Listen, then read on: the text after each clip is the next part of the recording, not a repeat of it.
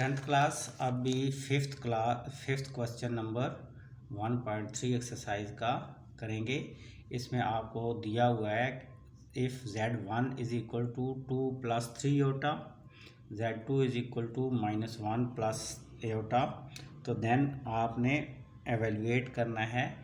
First जो step है, पहला जो पार्ट है, इसमें आपने फाइंड आउट करना है रियल नंबर ऑफ RE से मुराद है real part of Z1 Z2 product, यानी कि प्रोडक्ट ऑफ Z1 और Z2 का रियल नंबर फाइंड आउट करना है। और सेकंड में आपने Z1 Z2 का प्रोडक्ट का इमेजिनरी फाइंड आउट करना है, इमेजिनरी पार्ट। तो अब इसके लिए पहले सबसे हम इन दोनों का प्रोडक्ट फाइंड आउट करेंगे, Z1 Z2। तो Z1 आपके पास है 2 प्लस 3 एटा, और Z2 जो आपके पास है दैट इज़ -1 प्लस एटा। अब हम क्या करेंगे, इन दोनों का प्रोडक्ट फाइंड आउट करेंगे। तो Z1 Z2 is equal to, देखें पहले हम क्या करेंगे, 2 को मल्टीप्लाई करेंगे इस पूरे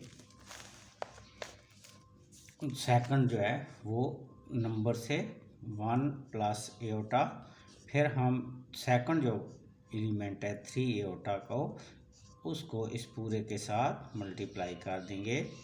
तो अब आप Z1 Z2 is equal to, अब पहले 2 1s आर 2 और प्लस माइनस माइनस यानी -2 आ जाएगा, फिर प्लस एटा के साथ मल्टीप्लाई होके 2 एटा, प्लस और माइनस, ये आपके पास आ जाएगा +3 एटा है, और इसकी मल्टीप्लिकेशन होगी -1 के साथ, ये -1 के साथ, और फिर 3 एटा इंटू एटा, ये 3 एटा multiplied by Etah. Z1 Z2 is equal to -2 plus 2 एटा, अब प्लस माइनस हो जाएगा 3 एटा, और प्लस 3 एटा का स्क्वायर। अब आपको पता है कि एटा का स्क्वायर जो है वो आपके -1 के इक्वल होता है। तो नेक्स्ट स्टेप में हम वो वैल्यू यहाँ पर पुट कर लेंगे। Z1 Z2 is equal to -2, अब प्लस माइनस, देखिए +2 एटा -3 एटा, इन दोनों को जब सॉल्व करेंगे तो देखें ग्रेटर जो वैल्यू है वो 3 के साथ है, यानी कि 3 इन दोनों में से ग्रेटर है, और डैट इसके साथ जो साइन है वो माइनस है। तो 3 में से 2 को सब्ट्रैक्ट करेंगे तो माइनस एटा रह जाएगा, और +3 इंटू एटा स्क्वायर जो है इसकी वैल्यू -1 पुट कर ली। नेक्स्ट स्टेप में Z1 Z2 is equal to 2 minus एटा, और प्लस -3। नेक्स्ट स्टेप में हम क्या करते हैं कि रियल को ऐड कर लेते हैं, दोनों रियल नंबर को इकट्ठा कर लेते हैं। -2 -3 ये रियल पार्ट आ गया, माइनस एटा ये इमेजिनरी पार्ट हो गया। तो Z1 Z2 is equal to, अब ये आ जाएगा -5 ये -2 -3 दोनों जो है उनके साथ साइन माइनस है, जब हम ऐड करेंगे तो साइन माइनस क्या आएगा, और ये दोनों नंबर ऐड हो जाएंगे तो -5 हो जाएगा, और माइनस एटा। अब आपके पास इन दोनों का प्रोडक्ट आ गया। अब हम ये करेंगे कि इसमें से 2 पार्ट बनाएंगे।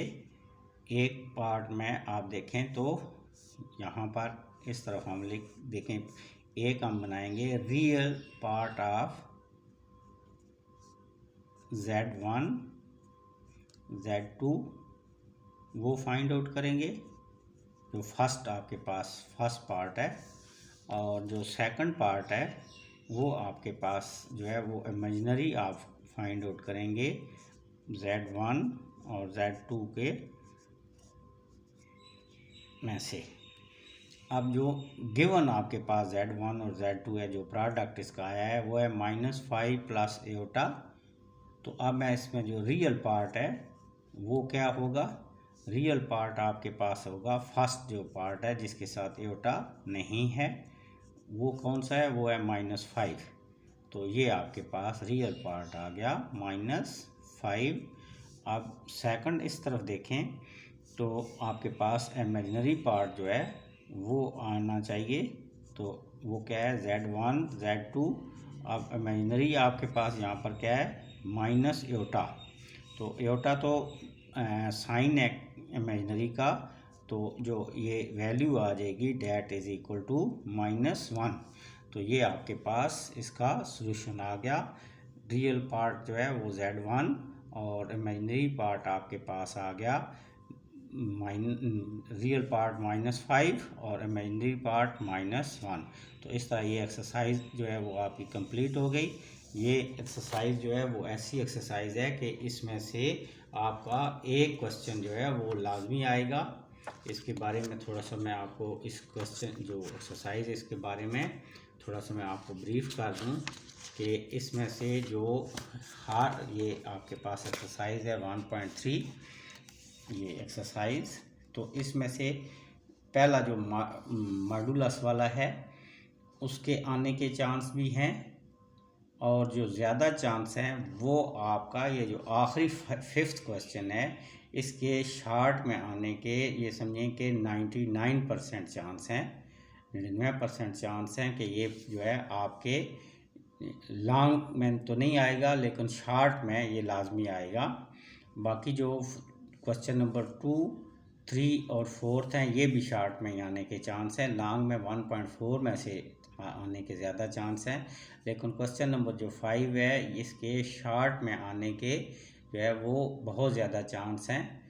इस तरह के जो क्वेश्चंस होते हैं वो बोर्ड के एग्ज़ाम में बार बार रिपीट होते हैं, तो इसलिए जब इसको आपने बहुत ज़्यादा अच्छे तरीके से तैयार कर लेना है और अपनी बुक के ऊपर इसके साथ जो है क्वेश्चन नंबर ये जो 5 है इसके साथ वेरी इम्पॉर्टेंट लिख लेना है बोर्ड के नुक्ता नज़र से कि इस तरह के क्वेश्चन जो है वो लाजमी आते हैं। ठीक है जी, इस तरह के क्वेश्चन जो है वो बोर्ड में, फेडरल बोर्ड में भी, फेडरल बोर्ड की जो बुक है उसमें भी ये वाला क्वेश्चन इसी तरह का है, सिर्फ उसकी जो वैल्यूज़ हैं वो Z1 और Z2 की वो डिफरेंट दी हुई हैं। बाकी इसी तरह उनके प्रोडक्ट का रियल और इमेजिनरी पार्ट फाइंड आउट करना होता है, तो वो भी 2-3 दफ़ा रिपीट हो चुका है बोर्ड के एग्ज़ाम में। तो इसलिए आप जो है वो कोशिश करें कि इसको सही तरीके से तैयार करें। और आप लोग जो हैं अगर कोई क्वेश्चन आपको इसके अलावा भी किसी भी बुक मैथ के मतलब कोई भी क्वेश्चन हो जो आप समझना चाहते हो, कोई और चीज़ समझना चाहते हो, तो कमेंट्स कर दें। वो चीज़ जो है वो क्वेश्चन वो एक्सरसाइज वो चैप्टर में पहले करके उसकी वीडियो बना दूंगा। किसी को भी किसी भी मैथ के किसी भी बुक से कोई भी क्वेश्चन चाहिए हो तो वो कमेंट्स कर दे, तो मैं उस क्वेश्चन को पहले सॉल्व करके वीडियो बना दूंगा। Thank you. लाइक भी कर लें दें और कम अज़ कम एक आध कमेंट्स भी कर दें।